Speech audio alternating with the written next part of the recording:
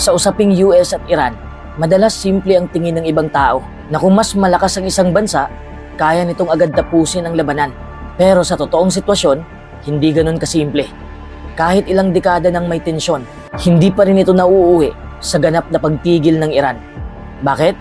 Yan ang pag-uusapan natin ngayon. Ang malaking dahilan kung bakit hindi madaling tapusin ng US ang Iran ay dahil hindi ito isang normal na kalaban na parang isang traditional army na pwedeng talunin sa isang malaking battle o invasion. Sa conventional thinking, kapag sinabi mong military conflict, ang iniisip mo agad ay tangke versus tangke, Air Force versus Air Force, Navy versus Navy. Parang straight fight kung saan kapag mas malakas ka, ikaw ang mananalo. Pero sa kaso ng Iran, hindi ganito ang kanilang istruktura. Oo, may regular Iranian army sila. Pero ang mas importanteng bahagi ng kanilang depensa at power projection ay ang Islamic Revolutionary Guard Corps. Isa itong parallel military structure na mas ideologically driven at mas flexible sa operasyon. Sila rin ang may control sa elite units tulad ng missile forces at special operations na ibig sabihin ang pinaka-sensitive at pinaka-powerful na assets ng Iran ay hindi basta-bastang nakikita sa traditional battlefield. Bukod pa dyan, ang Iran ay hindi lang umaasa sa sarili nilang troops. They operate through a network of proxy forces sa iba't ibang bansa sa Middle East. Ibig sabihin, imbis na direktang lumaban, kaya nilang impluwensyahan o suportahan ang mga grupo sa mga lugar tulad ng Iraq, Syria, Lebanon at Yemen. Kaya nagiging distributed ang conflict. Hindi mo sila mahahabol sa iisang front lang dahil parang nakakalat ang kanilang presensya sa buong rehiyon. Dito pumapasok ang konsepto ng asymmetric warfare. Ang focus ng Iran ay gawing magastos, gawing magulo at hindi predictable ang laban. Gumagamit sila ng missiles, drones, cyber operations at indirect attacks laban sa interes ng US at Israel. Kaya kahit mas superior ang US sa conventional firepower, hindi ibig sabihin na mabilis nilang matatalo ang Iran na hindi rin sumusunod sa traditional rules of war. Isa pang mahalagang factor ay ang military strategy ng Iran na nakabase sa survivability at decentralization. Hindi nakakonsentrate sa iisang lugar ang kanilang critical systems. Maraming assets ang naka-underground, nakakalat at protektado. Kaya kahit may advanced surveillance at precision strikes ang US, walang iisang center na pwedeng wasakin para bumagsak agad ang buong sistema. Sa madaling salita, ang US ay optimized para sa conventional wars. Pero ang Iran ay optimized para sa prolonged resistance at indirect confrontation. Ang mismatch na ito pa lang ay nagpapakomplikado na sa buong sitwasyon. Pangalawang dahilan, hindi madaling gumuho ang Iran dahil sa pressure na nagmumula sa labas. Ibig sabihin nito, hindi sapat ang sanctions, hindi sapat ang isolation o kahit military threats para otomatikong mag-collapse ang isang bansa. Ang Iran ay parang isang bahay na matagal nang ginawang adaptable sa hirap. Hindi umaasa ang Iran sa isang simpleng sistema lang ng buhay o ekonomiya. Kahit pinipiga ng sanctions, gumagana pa rin ang ilang bahagi ng sistema dahil nakagawa sila ng mga alternatibong paraan para magpatuloy. Ibig sabihin, kahit barado ang isang daan, may ibang likuan na ginagamit para umikot pa rin ang resources. Hindi agad masasakal ng US ang core power ng Iran kahit nasasaktan ang ekonomiya nila. Ang sanctions, halimbawa, ay nakakapagpababa ng value ng pera, nagpapamahal ng bilihin, at nagpapahirap sa ordinaryong tao. Pero ang government at security structure ay may access pa rin sa sapat na resources para manatiling tumatakbo ang control system. Kaya kahit maraming nagdurusa sa baba, hindi agad nawawala ang kapasidad ng Iran na magpatuloy. May isa pang mahalagang punto. Sa Iran, matagal na nilang narrative na survival under pressure. Kaya kapag may external sanctions o pressure, nagiging parte ito ng kanilang internal story. Instead na maghiwa-hiwalay ang sistema, mas lalo pa itong nagiging solid dahil nakikita nila ang pressure bilang external threat. At dahil hindi nakasalalay sa isang tao lang o isang sentrong institusyon ang structure ng Iran, mas mahirap siyang putulin sa isang bagsakan. Kahit may problema sa isang bahagi ng sistema, may ibang bahagi na gumagalaw at pumupuno. Sa madaling analogy, hindi siya tulad ng isang single switch na kapag pinatay mo, mawawala agad ang ilaw. Kaya kahit matindi ang pressure mula sa labas, ang Iran ay hindi basta-bastang bumabagsak. Mas madalas, ang nangyayari ay matinding paghihirap at pagbabago sa loob. Pero nananatili pa rin ang core structure ng Iran. Pangatlo, pabor sa Iran ang geography nila. Isipin mo ang Iran na parang isang napakalaking natural fortress. Hindi siya tulad ng isang flat na lugar na madaling pasukin at takbuhan ng mga sasakyan o tangke. Sa Iran, maraming bahagi ng bansa ay puro bundok, disyerto at matitinding liku-likong daan. Ibig sabihin, kahit gaano kalakas ang isang army, kailangan muna nilang lampasan ang lupang dinadaanan bago pa sila makarating sa kalaban. Halimbawa, yung mga bundok sa Iran ay hindi lang simpleng burol. Para silang napakalaking pader na bato na tumatakip sa iba't ibang bahagi ng bansa. Kapag may hukbo na gustong dumaan, hindi sila pwedeng basta-bastang dumiretso. Kailangan nilang umikot, kailangan nilang umakyat, bumaba at maghanap ng makitid na daan. Sa ganitong sitwasyon, bumabagal ang galaw ng buong hukbo. Ngayon, isipin mo pa ang mga disyerto sa gitna ng bansa. Sa mga lugar na ito, sobrang init, sobrang lawak at halos walang tubig o tulong na makukuha. Para itong pagpasok sa isang empty battlefield kung saan ang sundalo ay pagod na, uhaw pa at malayo pa sa susunod na lungsod.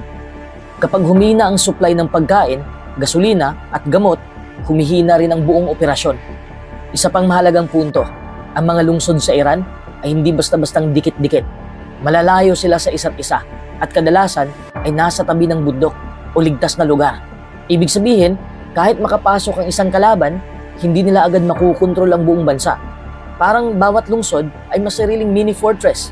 At dahil sa ganitong terrain, napakahirap din para sa malalaking military vehicles tulad ng tangke at supply trucks. Hindi sila pwedeng mabilis kumilos tulad sa open fields. Kailangan nilang dumaan sa iilang kalsada lang na predictable at doon sila pwedeng harangin o atakihin. Ang isa pang epekto nito ay ang logistics nightmare. Sa modern warfare, ang mahalaga ay ang tuloy-tuloy na supply ng pagkain, bala, fuel at communication. Sa Iran, dahil sa bundok at disyerto, humahaba at nahihirapan ang supply lines.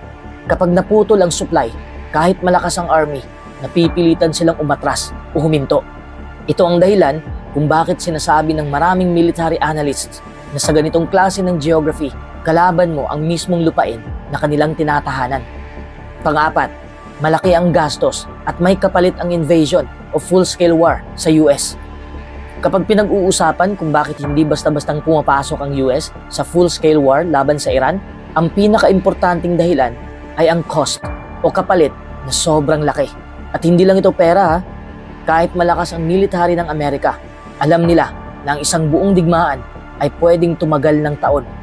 Napakalaki ng gasto sa pera. Ang modernong digmaan ay hindi lang sundalo at baril. Kasama dyan ang eroplano, missiles, barko, intelligence systems, satellites, at maintenance ng mga bases sa ibang bansa. Araw-araw pa lang ng malalaking giyera, bilyon-bilyon na agad ang nagagastos. At habang tumatagal ang conflict, lumalaki rin ang economic pressure sa loob ng US. Nandyan ang fuel prices, inflation, at government spending na napupunta sa digmaan, imbis na sa healthcare, education, at infrastructure. Sabi ko nga kanina, hindi lang ito tungkol sa pera, may kapalit na buhay ng tao. Hindi lang Iranian soldiers ang maapektuhan. May US troops din na nakadeploy sa Middle East at sila ang unang nasa danger zone kapag lumawak ang giyera. Kapag nagkaroon ng missile attacks o retaliations, pwedeng may casualties sa magkabilang panig. At sa US, ang bawat pagkawala ng sundalo ay may malaking epekto sa publiko at sa political support ng digmaan. Isa pa, may epekto ito sa stability ng US mismo. Kapag matagal ang digmaan, nahahati ang focus ng gobyerno at military. Habang abala sa Middle East, may ibang global issues pa rin na kailangang bantayan tulad ng China, Russia, cyber threats at domestic security. Hindi pwedeng nakatutok lang sa isang conflict dahil ang US ay may global responsibilities at meron ding political cost. Sa modern US politics, hindi na madaling sumuporta ng mahabang digmaan. Kapag tumagal ang conflict at walang malinaw na mabilis na resulta, bumababa ang suporta ng publiko. Nagiging controversial ang leadership at nagkakaroon ng internal pressure mula sa Kongreso, media at voters. Kaya kahit may military capability, kailangan pa rin timbangin kung worth it ba ang presyo ng isang malaking digmaan. Panglima, political reality sa US mismo. Ito ang isa sa pinakamalaking dahilan kung bakit hindi nila basta-bastang kayang tapusin ang Iran sa pamamagitan ng full-scale war. Sa Amerika, ang desisyon na pumasok sa isang malaking digmaan ay hindi lang galing sa presidente o sa military. Kailangan pa nito ng suporta mula sa Congress. At mas importante pa, kailangan itong kayanin ang public opinion. Ibig sabihin, tinitingnan kung susuportahan ba ito ng mga tao. At dito nagiging komplikado. Kung titingnan mo ang history, maraming Amerikano ang pagod na sa mahabang digmaan sa Middle East. Yung mga naging karanasan nila sa Iraq at Afghanistan ay naging mahal, matagal at hindi malinaw ang naging resulta. Maraming sundalo ang namatay, gumastos ng trilyon-trilyong dolyar at sa dulo, hindi rin naging simple ang victory na inaasahan nun. Kaya ngayon, mas cautious na ang mga tao sa US kapag naririnig nila ang ideya ng another war sa Middle East. Dahil dito, kahit may military capability ang US, ang political leaders nila ay laging iniisip kung worth it ba ito. Kasi kapag mali ang desisyon, pwedeng bumagsak ang approval rating ng presidente. Pwedeng matalo ang partido sa next election at pwedeng magkaroon ng malaking internal division sa bansa. May isa pang malaking factor, ang economy. Ang US economy ay directly affected ng global oil prices. Kapag may malaking digmaan sa Middle East, kadalasan tumataas ang presyo ng langis, gasolina at mga bilihin. At kapag nangyari yon, ramdam agad ng ordinaryong Amerikano sa araw-araw na buhay nila. Kaya kahit hindi sila directly involved sa digmaan, apektado sila sa wallet nila. At sa politika ng US, kapag apektado ang cost of living, mabilis mag-react ang publiko. Meron ding political division sa loob mismo ng Amerika. Hindi lahat ng politicians pare-pareho ng pananaw. May mga nagsasabing kailangan ng strong military action. Pero marami rin ang nagsasabing dapat iwasan ang bagong digmaan at mag-focus sa domestic issues tulad ng trabaho, healthcare at immigration. Dahil hati ang opinyon, nagiging mas mahirap para sa anumang presidente na mag-decide ng drastic military move. At isa pang mahalaga, ang US military leadership mismo ay kadalasan nag-iingat. Hindi sila bastang pumapasok sa digmaan na walang malinaw na end goal. Ang mindset ngayon ay hindi lang manalo, kundi ano ang mangyayari pagkatapos manalo. Kasi kung ang outcome ay mas magulo pa kaysa dati, hindi rin ito considered success. Kaya sa kabuuan, kahit malakas ang US militarily, ang tunay na limitasyon nila ay nasa loob ng sarili nilang sistema. Ito ang dahilan kung bakit ang approach nila sa Iran ay kadalasan pressure, deterrence, sanctions at limited strikes lamang, imbis na full-scale war. Kung nagustuhan mo ang breakdown na ganito, i-like mo ang video, i-share mo sa iba na gusto ring maintindihan ang tunay na nangyayari sa mundo. At mag-subscribe ka na rin para sa mas marami pang easy to understand analysis.